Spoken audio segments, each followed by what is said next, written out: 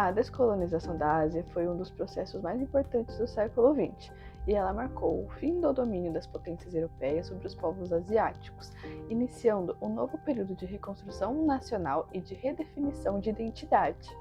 Antes de entender o que foi a descolonização, a gente precisa lembrar o que foi o colonialismo, que foi um período entre o século XIX e XX, onde as potências europeias, como França, Inglaterra, Portugal e Holanda, dominavam grande parte do território asiático e exploravam as suas riquezas e colocavam a sua religião e cultura sobre os povos. Após séculos de exploração, principalmente o XX e o XIX, países como a China, a Coreia, o Vietnã, a Índia, as Filipinas e a Indonésia começaram a lutar pela sua soberania e autonomia, com guerras, revoluções e protestos. Algumas colônias eram usadas para fornecer matéria-prima, como o chá, o algodão, as especiarias, e também serviam como um mercado consumidor para as potências. Isso trouxe muita exploração, mas tudo começou a mudar após a Segunda Guerra Mundial, quando as potências europeias começaram a perder a sua força militar e econômica, e os países explorados começaram a lutar pela sua independência. Como as potências saíram enfraquecidas, como já foi dito, os países começaram a lutar pela sua independência. Isso gerou um movimento político, social e econômico muito forte, mais conhecido como descolonização da Ásia. Contexto histórico, o imperialismo europeu e a colonização da Ásia. Durante os séculos 19 e 20, a Ásia ela foi fortemente dominada pelas potências europeias. A Grã-Bretanha ela controlava regiões como a Índia, Myanmar, que antes era chamada de Birmânia, a Malásia e Hong Kong. A França ela dominava a Indochina francesa, que incluía o Vietnã, o Laos e o Camboja, e a Holanda, ou os Países Baixos, tinham como colônia as Índias Orientais Holandesas, conhecidas hoje como a Indonésia.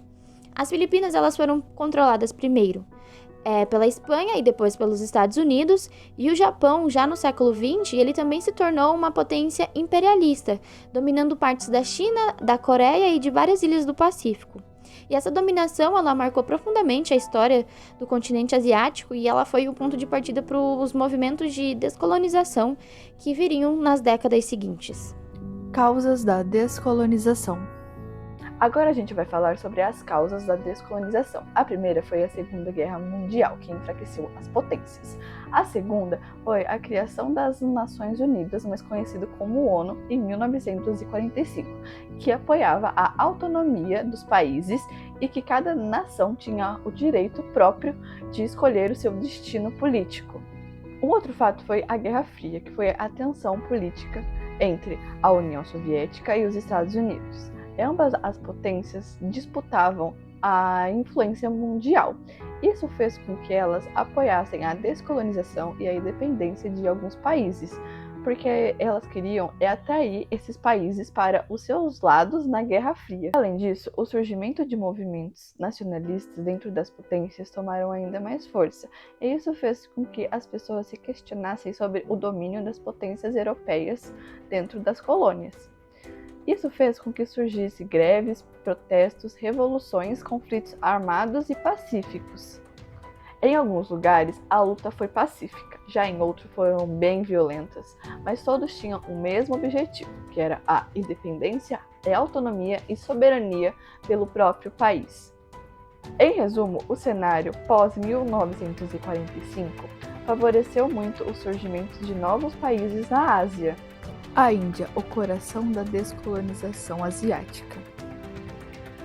A Índia foi um dos países que mais simbolizou o processo de descolonização da Ásia.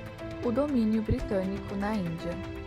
A Grã-Bretanha chegou na Índia por meio das campanhas das Índias Ocidentais, inicialmente só para fins comerciais.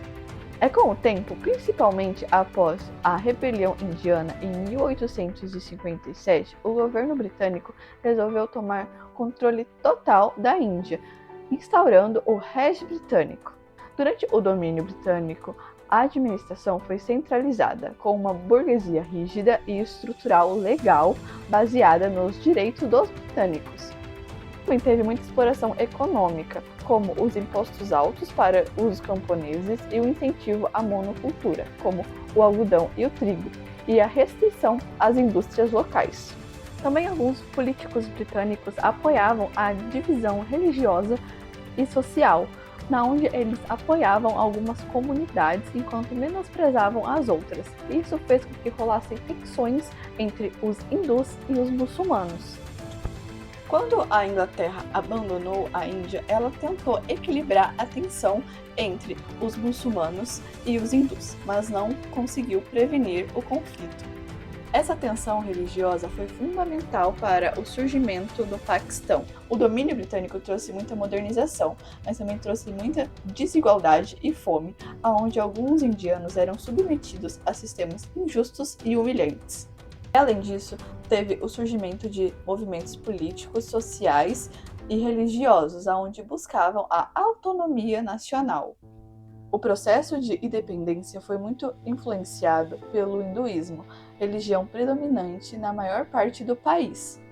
O principal líder desse movimento foi Mahatma Gandhi, que acreditava que a liberdade deveria ser conquistada sem violência.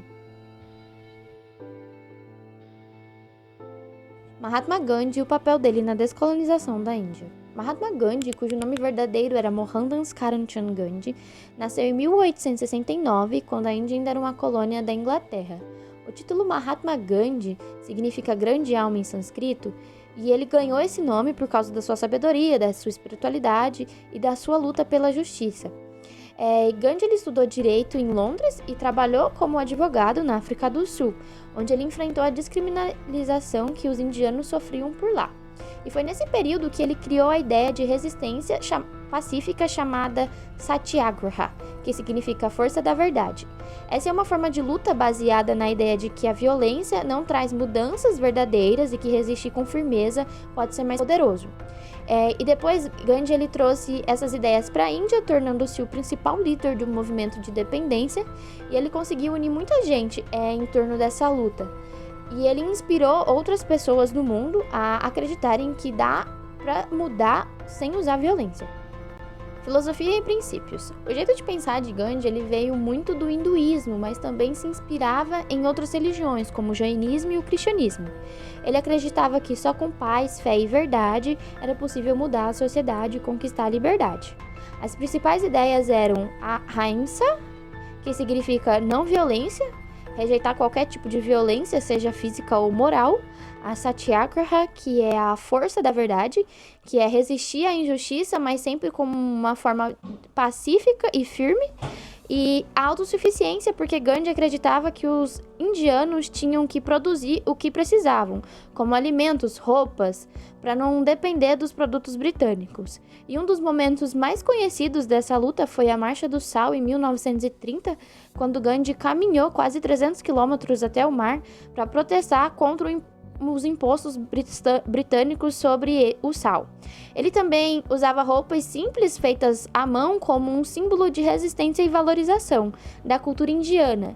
E essas atitudes elas mostram que era possível lutar por liberdade e justiça sem recorrer à violência.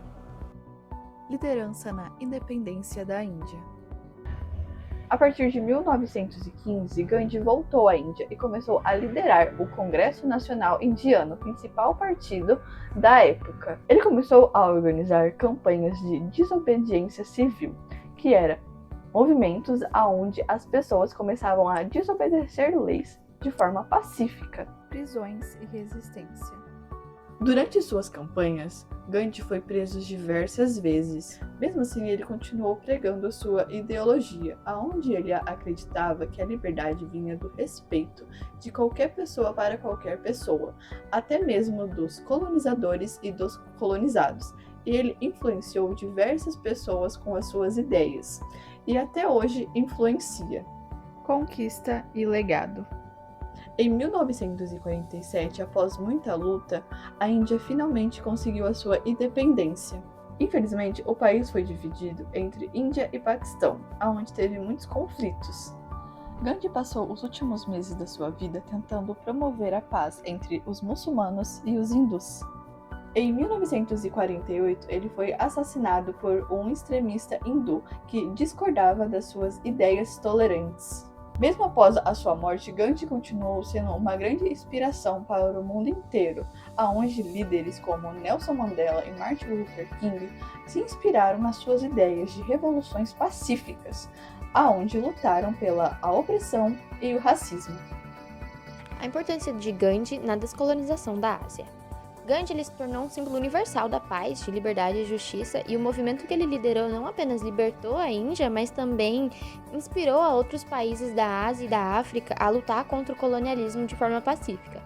E a força de Gandhi ela estava em mostrar que a fé e a cultura e a verdade elas podem ser armas mais poderosas do que qualquer exército e que mesmo diante de tantas dificuldades, a independência da Índia ela foi um exemplo para todo o continente asiático, provando que a resistência pacífica podia vencer o colonialismo. O hinduísmo e sua influência na descolonização. O hinduísmo teve um papel essencial na formação da identidade da Índia e na resistência contra o domínio estrangeiro. É uma das religiões mais antigas do mundo, com crenças sobre reencarnação, calma e busca pela harmonia espiritual. Durante o domínio britânico, o hinduísmo sofreu preconceito e tentativas de ocidentalização, mas sob a liderança de Gandhi, ele se tornou um símbolo de orgulho e unidade espiritual. Valores como não violência, respeito à vida e amor à verdade, presentes nos textos sagrados hindus, influenciaram a formação pacífica de resistência do povo indiano. Assim, a luta pela independência não foi só política, mas também foi religiosa e cultural. Era uma formação de superação e de recuperar o espírito da Índia tradicional e libertar o povo do da dominação mental e espiritual imposta pelo Ocidente. Agora vamos falar sobre o surgimento do Paquistão. Durante o movimento de independência, houve um conflito entre os hindus e os muçulmanos. Os hindus queriam uma Índia unificada, já os muçulmanos, liderados pelo Muhammad al-Din, pediam estados separados. Então, em 1947, a Inglaterra concedeu a independência e fez uma partição entre o Paquistão e a Índia. Então, a Índia ficou majoritária pelos hindus e o Paquistão ficou dividido em dois, entre o Paquistão Ocidental, que hoje nós conhecemos como Paquistão mesmo, e o Paquistão Oriental, que hoje é conhecido como Bangladesh. Consequências da participação. A participação da Índia e do Paquistão trouxe consequências profundas. Cerca de 10 a 15 milhões de pessoas tiveram que cruzar novas fronteiras, deixando suas casas e seus bens e suas famílias para trás. E os conflitos religiosos eles foram violentos, e estima-se que mais de 1 milhão de pessoas tenham morrido nesse processo. Politicamente, a Inglaterra ela deixou uma Índia fragmentada, um Paquistão cheio de desafios sociais e econômicos e também territoriais, e problemas que afetam a região até hoje. E essa divisão ela deixou marcas profundas nas relações entre o Paquistão e a Índia, incluindo tensões militares, disputas por territórios, como a região da Caxemira. Outras descolonizações na Ásia. A descolonização não aconteceu somente na Índia, outros países lutaram pela sua independência. Um exemplo foi a Indonésia, que era colonizada pela Holanda há mais de 300 anos. Após a Segunda Guerra Mundial, a Indonésia, liderada por Sukarno, declarou a independência em 1945. A Holanda tentou recuperar o seu território, mas após longos conflitos não conseguiu e acabou declarando a Indonésia dependente em 1949. Um outro país foi o Vietnã, que conseguiu a sua independência em 1954. Também tivemos a independência das Filipinas em 1946, que era controlada pelos Estados Unidos. Agora vamos falar sobre o leste asiático e suas consequências. Na China, Mao Tse-tung proclamou a República Popular da China em 1949. Já na Coreia, após ser libertado do Japão, surgiu um conflito de imediato entre a Coreia do Norte e a Coreia do Sul, sendo apoiada pela União das Repúblicas Socialistas Soviéticas e os Estados Unidos.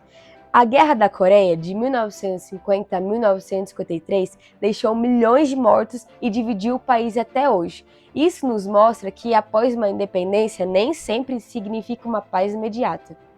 Contexto histórico do Japão antes da descolonização. No caso do Japão, ele é bem diferente da maioria dos países asiáticos, porque ele nunca foi colonizado. E, na verdade, o Japão ele se tornou uma potência imperialista. Com a restauração do Meiji em 1868, o país ele passou por uma grande transformação. Ele abandonou o sistema feudal, ele modernizou o exército, a indústria e a política, se inspirando nos modelos da Europa e dos Estados Unidos. E em poucas décadas, o Japão ele se tornou um país industrializado e militarmente poderoso, conquistando territórios como a Coreia, partes da China e várias ilhas do Pacífico. Japão e os conflitos armados durante a expansão. Bom, o Japão, como uma potência imperialista, ele participou diretamente de vários conflitos na Ásia e ele ocupou a Coreia, a Manchúria e partes da China e de diversas ilhas do Pacífico. E durante a Segunda Guerra, o país ele enfrentou uma destruição em massa que terminou com os bombardeios atômicos de Hiroshima e Nagasaki em 1945. E depois da rendição, o Japão ele foi ocupado pelos Estados Unidos, que passou por grandes reformas políticas e econômicas e foi proibido de manter os exércitos ofensivos. E essas mudanças elas marcaram o fim do Império Japonês e o início de uma nova fase de reconstrução nacional. Agora vamos falar sobre os fatores econômicos da expansão para um colapso mundial. O imperialismo japonês foi impulsionado por necessidades econômicas. O Japão precisava de matérias-primas e também do mercado consumidor, por conta que estava em escassez o petróleo, o carvão e também o ferro, que era o que era mais utilizado na indústria. Então, através da era Meiji, o governo incentivou a industrialização, fazendo assim novas indústrias e também ferrovias e estaleiros, e apoio de grandes conglomerados como Mitsubishi e Sumitomo, que a Sumitomo é conhecida até hoje. Na década de 1930, o Japão apostou na expansão militar, acreditando em maior conquista de território. Nessa autossuficiência, nessa liderança da Ásia, teve uma grande ambição e que acabou levando para uma Segunda Guerra Mundial. Agora vamos falar sobre a derrota da Segunda Guerra Mundial e o fim do Império. Então, em 1945, teve a derrota do Japão e o Japão perdeu todas as suas colônias. Assim, os Estados Unidos teve essa ocupação das colônias entre 1945 a 1952. Com essa ocupação dos Estados Unidos, tiveram mudanças bem profundas. A primeira mudança do Japão foi a desmilitarização e a segunda foi a criação de uma nova Constituição, e também igualdade entre homens e mulheres. E também ocorreu uma grande reforma econômica com a ajuda dos Estados Unidos, contendo com o Plano Dodge e o Plano Marshall. Em 1950, começou o chamado Milagre Econômico Japonês, transformando o Japão em uma potência tecnológica e industrial. Fatores religiosos e culturais. A religião ela foi muito importante para a identidade do Japão, tanto durante o imperialismo quanto depois da guerra. E o Shintoísmo, a religião tradicional japonesa, ela valoriza os espíritos da natureza, chamados de kami, e o respeito pelos antepassados. E durante o período imperialista, o governo ele usava o Shintoísmo estatal para fortalecer culto ao imperador, que era como uma figura divina. E isso ajudava a justificar as guerras e a expansão territorial pelo país. Depois que o Japão ele perdeu a Segunda Guerra, os Estados Unidos ocuparam o país e aboliram o shintoísmo estatal, que foi a partir daí que o Japão adotou uma postura mais pacífica e democrática. O budismo ele também teve um papel importante na reconstrução moral e espiritual do povo japonês, trazendo valores como disciplina, harmonia e respeito à vida. E com a presença americana, o cristianismo e outros valores ocidentais eles começaram a influenciar áreas como a educação, a economia e a política.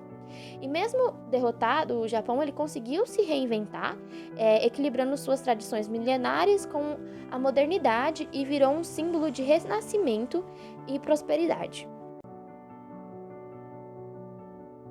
Relação do Japão com a descolonização da Ásia. A derrota japonesa em 1945 teve grande impacto na descolonização da Ásia. Quando o Japão perdeu o controle das suas colônias, a Coreia, Taiwan, Filipinas, Indonésia e Vietnã começaram a lutar e consolidar a sua independência. Portanto, mesmo sendo um império colonial, a queda do Japão ajudou a acelerar o fim do colonialismo na Ásia. Conclusão: o Japão como símbolo de reconstrução. O caso do Japão foi um caso único. Ele não foi um país libertado, mas sim transformado internamente. Ele deixou de ser um império opressor e passou a ser uma nação pacífica, democrática e poderosa. E ele influenciou o continente asiático, sendo um símbolo de superação. Hoje o Japão é lembrado como um exemplo de reconstrução de um povo que equilibrou a tradição e a tecnologia. Agora eu vou falar um pouco sobre os impactos gerais e os conflitos armados. Muitas pessoas ficaram mortas e saíram feridas por conta dos conflitos que aconteciam na Ásia. Várias pessoas tiveram que sair obrigadas a se deslocar para outras cidades por conta que suas cidades foram totalmente destruídas. Até hoje nós temos tensões que acontecem entre o Paquistão e a Índia e também entre a Coreia do Sul e a Coreia do Norte. Nós podemos ver que essa descolonização asiática não foi apenas política, mas foi também marcada por guerras e muita violência. Agora vamos falar sobre as consequências finais. A descolonização trouxe liberdade, mas também novos desafios. Surgiram novos países e governos, mas também houveram brigas, desigualdade e problemas políticos. Muitos países continuaram dependendo do dinheiro das antigas potências, chamando assim de neocolonialismo, que é uma nova forma de controle pela economia. Por outro lado, esse processo aumentou o orgulho nacional, o valor da cultura e da identidade dos povos da Ásia. Podemos dizer que esse tempo marcou o fim do domínio europeu e uma nova identidade de uma fase do continente.